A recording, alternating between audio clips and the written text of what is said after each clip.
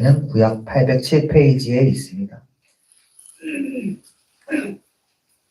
오늘의 성경 말씀은 시편 72편 1절에서 7절, 18절, 19절 말씀입니다. 구약 807페이지의 제 성경에 있습니다. 한 절씩 교독하시고 마지막 절은 함께 읽겠습니다. 하나님, 왕에게 주님의 판단력을 주시고 왕의 아들에게 주님의 의를 내려주셔서 왕이 주님의 백성을 정의로 판결할 수 있게 하시고 주님의 불쌍한 백성을 공의로 판결할 수 있게 해주십시오. 왕이 의를 이루면 산들이 백성에게 평화를 안겨주며 언덕들이 백성에게 정의를 가져다 줄 것입니다. 왕이 불쌍한 백성을 공정하게 판결하도록 해주시며 가난한 백성을 구하게 해주시며 억압하는 자들을 꺾게 해주십시오. 해가 닳도록 달이 닳도록 영원 무궁하도록 그들이 왕을 두려워하게 해주십시오. 왕이 백성에게 불밭에 내리는 비처럼 땅에 떨어지는 단비처럼 되게 해주십시오. 그가 다스리는 동안 정의가 꽃을 피우게 해주시고 저 달이 다 닳도록 평화가 넘치게 해주십시오. 18절입니다. 불로 올라온 일을 하시는 분 이스라엘의 하나님 주 하나님을 찬양합니다. 다 함께 읽겠습니다. 영광스러운 그 이름을 영원토록 찬송합니다. 그 영광을 온 땅에 가득 채워 주십시오. 아멘, 아멘. 혹시 하나님께서 오늘 밤이나 내일 꿈에 나타나서 내 소원을 내가 한 가지 들어주겠다라고 말씀하신다면 성도님들께서는 그 한 가지 소원을 무엇으로 비시겠습니까? 이렇게 말씀을 드리면 저마다 상상의 나래를 펼치실 수 있을 것 같습니다. 어떤 분들은 한 가지 소원이라 하니까 엄청나게 고민을 많이 하시겠지요. 가지고 싶은 건 많지만 엄청 많은데 빌 수 있는 소원은 하나뿐이 되니까요. 단 하나의 소원으로 내가 바라는 것들을 많이 커버해야지 라는 생각을 할 수 있을 것이고 많은 것을 고려하는 소원을 말씀드리게 될 것입니다. 저 역시 어린 시절에 교회 학교에서 그런 비슷한 류의 고민을 한 적이 있습니다. 그때 설교가 하나님께서 솔로몬에게 지혜를 주시는 내용이었습니다. 그래서 하나님께서 내 소원을 들어주신다고 하면 무슨 소원을 빌 것인가 라는 질문이 있었습니다. 그래서 무슨 소원을 빌어야 하나 상상을 해본 것이죠. 저는 그때 생각을 하다가 결국 솔로몬처럼 지혜를 구하는 게 제일 좋겠다라고 생각을 했습니다. 지혜로워지면은 돈을 많이 벌 수 있을 것이고, 아니면은 지혜로우니까 부모님한테 뭘 사달라고 장난감 같은 거를 잘 말할 수 있을 것이다. 이렇게 어린 마음의 생각을 했던 것이죠. 열왕기상 3장에 솔로몬의 이야기가 나오는데 우리에게 참 즐거운 고민을 하게 할 수 있는 말씀입니다. 그 부분에 있는 이야기를 잠깐만 보면 솔로몬이 하나님께 제사를 자주 드리러 갑니다. 그런데 하나님께서 어느 날 꿈에 솔로몬의 꿈에 나타나서 말씀을 하시는 것입니다. 내가 너한테 무엇을 주기를 원하냐고, 나한테 원하는 게 있으면 구하라고 하나님께서 말씀을 하시는 것입니다. 그래서 보통 사람들은 여기까지 이야기를 들으면서 이 인생에 다시 없을 기회가 솔로몬처럼 나에게도 만약 찾아온다면 내가 무슨 소원을 빌어야 할까 상상을 해보곤 합니다. 우리는 여기서 솔로몬이 하나님께 지혜를 구해받았다 이렇게 알고 있습니다. 근데 그 지혜를 구해받았다는 건 사실 정확한 이야기가 아닙니다. 그쪽 말씀을 잘 들여다보시면 솔로몬은 그냥 지혜를 구한 게 아니고 주님의 백성을 재판하면서 선악을 구분하는 지혜를 달라고 하였습니다. 솔로몬 왕은 똑똑해지거나 세상 모든 문제든지 다 풀어낼 수 있는 그런 능력을 구한 게 아니었습니다. 하나님께서 솔로몬이라는 한 왕에게 주신 사명, 현재 자신에게 주어진 하나님의 백성을 돌보라. 그 사명을 온전히 감당하기 위해 필요한 것이 하필 지혜였고 그것을 구한 것입니다. 선악을 분별하여 하나님의 백성을 잘 재판할 수 있는 지혜로운 마음, 그것이 열왕기상 3장 9절에서 솔로몬 왕이 구한 것입니다.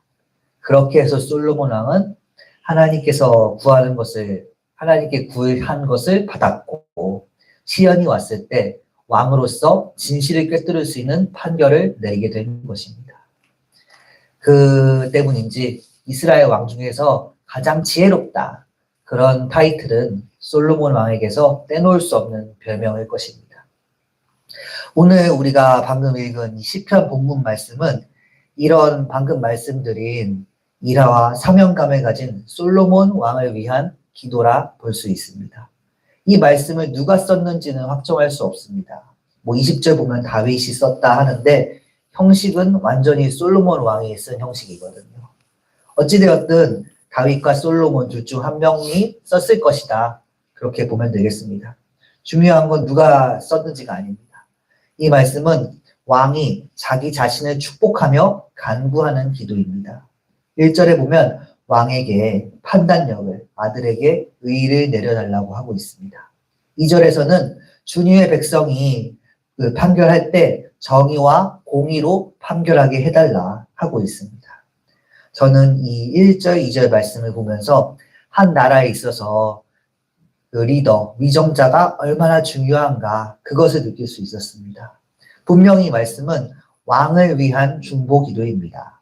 왕에게 판단력도 주시고 지혜도 주셔서 하나님의 백성을 재판하는 그 사명을 잘 감당하게 해달라, 그런 기도인데, 그렇게 왕이 지혜로운 사람이 되니까 결과적으로 왕이 다스리는 하나님의 백성에게는 정의와 공의가 세워지는 결과가 찾아오는 것입니다.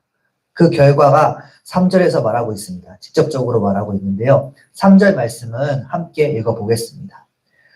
왕이 의를 이루면 산들이 백성에게 평화를 안겨주며 언덕들이 백성에게 정의를 가져다 줄 것입니다. 아멘. 왕이 의를 이루니까 세상 산이나 언덕이나 높고 낮은 곳 어디든 백성들에게 평화와 정의가 있을 것이라 합니다. 우리가 나라를 위해 기도해야 하는 이유가 오늘 말씀에 나오고 있는 것입니다. 아래에서 아무리 나라를 위해 힘쓰더라도 위가 타락하고 부패하면 그 나라는 넘어질 수밖에 없습니다. 우리 어떤 조직이라도 아래에서 훌륭히 해내더라도 위인물이 썩어 있으면은 그 조직은 자연스럽게 부패할 수밖에 없는 것입니다. 우리나라는 이미 일제강점기라는 아픈 역사를 경험한 적이 있는 나라입니다. 당시 조선의 정부가 부패했었습니다.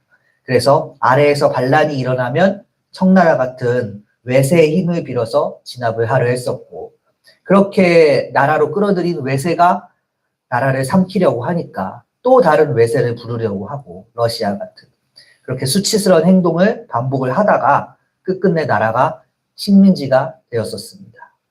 이런 역사의 경험을 바탕으로 우리는 오늘 말씀처럼 기도해야 하는 것입니다. 우리나라의 위정자들, 리더들, 위에서 정치하는 사람들, 그들에게 판단력과 정의와 공의가 있기를, 우리나라에 평화와 정의가 흐르는 맑은 민물이 있기를 기도하시기 바랍니다. 좌편이나 우편 같이 어느 쪽에 휘둘리는 게 아닙니다. 위정자에게 주님의 은혜가 있기를 기도하시기 바랍니다. 그런 나라를 위한 기도는 하나님께서 분명히 기뻐하실 것입니다. 오늘 말씀이 그렇습니다. 본문 4절 말씀을 읽어보겠습니다. 왕이 불쌍한 백성을 공정하게 판결하도록 해주시며 가난한 백성을 구하게 해주시며 억압하는 자들을 꺾게 해주십시오. 아멘. 이 말씀은 왕이 스스로 나를 통해서 나라의 정의가 실현되게 해주십시오 라고 간구하고 있습니다. 하나님께서 이 말씀을 들어주셨기 때문에 다윗이든 솔로몬이든 왕에게 하나님의 지혜를 허락하신 것입니다. 재판을 함에 있어서, 판단함에 있어서 하나님의 판단력을 허락을 하셨습니다. 우리는 솔로몬 왕이 뭔가 대단한 사람이 아닌가 이렇게 착각을 합니다. 태생부터 그 사람이 남다른 지혜를 타고난 게 아닌가. 그래서 큰 업적을 이루지 않았나. 이렇게 그 선입견에 빠지곤 합니다. 그러나 솔로몬 왕은 그 스스로가 자신부터 나는 대단할 것 없는 사람입니다. 그냥 주님의 많은 백성 중 한 사람입니다. 라고 하나님 앞에 고백을 합니다. 꿈에서 하나님을 처음 솔로몬 왕이 만났을 때 솔로몬 왕이 지혜를 소원으로 빌면서 하나님께 말한 말씀이 있습니다. 열왕기상 3장 8절 말씀을 제가 읽어보겠습니다. 주님의 종은 주님께서 선택하신 백성, 곧 그 수를 셀 수도 없고 계산을 할 수도 없을 만큼 큰 백성 가운데 하나일 뿐입니다. 솔로몬 왕은 하나님 앞에서 솔직해졌습니다. 스스로 고백했습니다. 내가 왕으로는 섰는데 그건 내가 특별하거나 그런 사람이라서 그런 게 아니고 위치만 왕의 자리에 서 있을 뿐 하나님의 수많은 백성 중 하나일 뿐입니다. 라고 고백한 겁니다. 심지어 그 전 구절인 7절에서는 내가 아직 어린 나이에 왕이 돼서 그런지 처신도 스스로 할 줄 모른다. 솔직하게 고백하고 있습니다. 이 말씀을 볼 때 솔로몬은 자신의 상황을 객관적으로 볼 줄 아는 사람이었습니다. 성경적으로 그렇습니다. 솔로몬이 왕이 된 건 다윗 왕이 언제인지 성경에는 안 나오는데 아무튼 솔로몬을 왕으로 세워주겠다 약속을 했기 때문입니다. 또 어머니 밧세바랑 나단이라는 선지자가 다윗 왕을 찾아가서 약속을 일깨우는 그런 정치적인 뒷작업을 잘 해냈기 때문입니다. 그 과정에서 솔로몬이 한 건 아무것도 없습니다. 좀 심하게 말하면 그는 그냥 어느 날 갑자기 주님의 도우심으로 왕위에 오른 애송이에 불과합니다. 다만 그 애송이가 자신의 상황과 처지를 잘 알고 주님께 내가 받은 사명을 잘 감당하게 해주십시오. 간구를 한 것입니다. 오늘 말씀처럼. 본문 7절 말씀을 함께 읽어보겠습니다. 그가 다스리는 동안 정의가 꽃을 피우게 해주시고 저 달이 다 닳도록 평화가 넘치게 해주십시오. 아멘. 이렇게 주님께 기도하면서 간구하니까 우리가 아는 솔로몬 왕이 성경에 있을 수 있도록 주님께서 기도를 들어주셨습니다. 단지 그뿐입니다. 그런데 오늘 시편 말씀이 하나의 큰 기도라는 걸 고려할 때 우리는 이 말씀을 통해 주님께 무엇을 간구하고 무엇을 빌며 살아야 하는가 그거를 알 수 있겠습니다. 우리는 주님께 나를 축복해달라고 기도해야 합니다. 다만 여기서 말하는 축복은 이기심을 못 따르고 정욕을 채우고 사욕에 휘둘리는 그런 축복이 아닙니다. 주님께서 내게 주신 사명을 알고 온전히 행하게 해주십시오. 라는 기도입니다. 하나님을 기쁘게 하고 많은 사람을 행복하게 변화와 치유가 일어나는 그런 소망을 주님께 빌어야 합니다. 주님께서는 기꺼이 응답하실 것입니다. 주님께서 응답하시고 부어주시는 축복을 우리에게 주실 것입니다. 우리가 그렇게 주님의 축복의 응답이 가득한 기도를 하게 되기를 소망합니다. 주님께서는 우리에게 우리가 상상도 할 수 없는 놀라운 일과 축복을 하실 수 있는 분이십니다.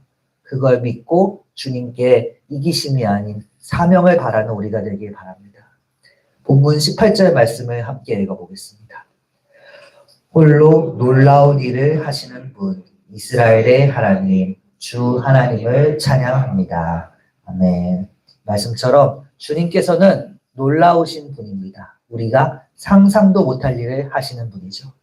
솔로몬의 때는, 그 솔로몬의 시대는 장자이거나 아니면 충분한 권력을 가져야지 왕위를 계승받을 수 있는 그런 때입니다. 근데 하나님께서는 그 솔로몬이 왕이 되게 하실 때 솔로몬은 막내에 가까운 서열이었고 돈도 없고 기업도 없고 제대로 지지해주는 권력의 기반이 되는 그런 신하 하나도 제대로 확보하지 못하였습니다. 근데 왕이 된 것입니다. 심지어 그 솔로몬이 자신이 너무 무능하니까 그 현실을 보고 하나님께 간구했습니다. 그래서 이스라엘 역사상 최고의 왕으로 주님께서 만들어 주신 것입니다. 우리가 믿는 주님은 이렇게 간구와 기도와 사명을 통해서 사람을 만들어 가시는 분임을 믿고 간구하시기 바랍니다. 말씀 정리합니다. 주님께 두 가지를 우리가 간구하시기 바랍니다. 하나는 위와 나라를 위해서입니다. 나라를 위해 기도하시기 바랍니다. 위정자에게, 리더에게 판단력과 지혜가 있어서 그래서 우리나라와 내가 있는 곳에 평화와 정의가 흐를 수 있도록 기도하길 바랍니다. 또한 사명을 위해서 기도하시기 바랍니다. 주님께서 내게 맡기신 사명이 있는데 그걸 찾고 정욕과 이기심이 아니라 주님의 의를 꽃피우는 사람이 되도록 구하시기 바랍니다. 주님께서 기뻐하시면서 그런 우리의 기도에 응답을 하시고 축복해 주실 것을 믿습니다. 본문 19절 말씀을 다 함께 읽으면서 말씀 마치겠습니다. 본문 19절 말씀입니다. 영광스러운 그 이름을 영원토록 찬송합니다. 그 영광을 온 땅에 가득 채워 주십시오. 아멘, 아멘. 기도하시겠습니다. 우리의 기도를 들어주시는 주님, 우리나라를 보호하시옵소서. 위정자와 리더들에게 솔로몬의 판단력과 지혜를 허락하여 주시어서 평화와 정의가 강물처럼 흐르는 나와 우리 주변의 나라 될 수 있도록 허락하시옵소서. 또 우리에게 주님의 마음을 아는 지혜를 허락하시옵소서. 주님 주신 사명을 알고 주님의 의를 꽃피우는 축복을 허락하시옵소서. 이제 12월 한 해를 마무리하는 달입니다. 대림절을 맞아서 주님 오시는 성탄절을 기념하기 위해 기쁨과 은혜로 기다리고 있습니다.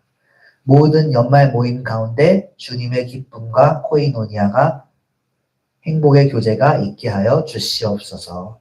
영광스러운 그 이름을 영원토록 찬송합니다. 주님의 영광을 온 땅에 가득 채워 주시옵소서. 살아계신 예수님의 이름으로 기도드렸습니다. 아멘.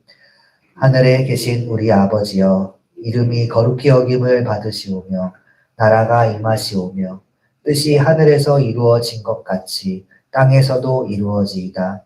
오늘 우리에게 일용할 양식을 주시옵고 우리가 우리에게 죄 지은 자를 사하여 준 것 같이 우리 죄를 사하여 주시옵고 우리를 시험에 들게 하지 마시옵고 다만 악에서 구하시옵소서. 나라와 권세와 영광이 아버지께 영원히 싸우나이다. 아멘.